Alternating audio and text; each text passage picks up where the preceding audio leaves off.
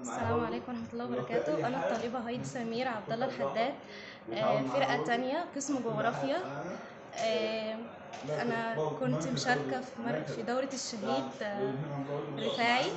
خدت مركز أول 100 و200 عدو. فزت على مستوى الجامعات كلها. الأولى على الثانوية العامة.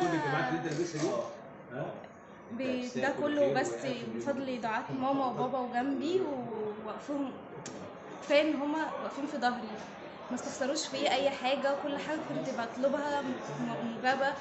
كفايه دعوتهم ليا وخوفهم عليا، وكل حاجه ان هما يعني ربنا يخليهم لي. تحلمي بايه بقى مستقبلك كده في المستقبل؟ احلم من نفسي ابقى دكتوره في الجامعه بصراحه.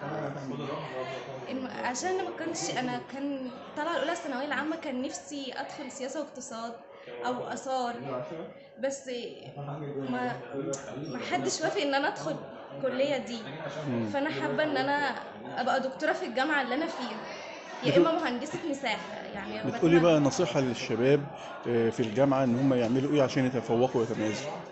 بتمنى ان هم يعني ما يبصوش لكلام الناس. كلام الناس ولا بيقدم ولا بيأخر، يعني كلام الناس لو انحط على راسك من فوق هيوطيك لسبع ارض، ولو انحط تحت رجليك هيعليك لسبع سما. فيا ريت ما نبصش لكلام الناس، عشان الناس بتتكلم كتير. امسح الماضي وخليك للحاضر، يعني بص لقدامك. ب- ربنا ربنا يوفقك، وان شاء الله نشوفك في الحياة كل اللي انت عايزاه. ربنا يخليك.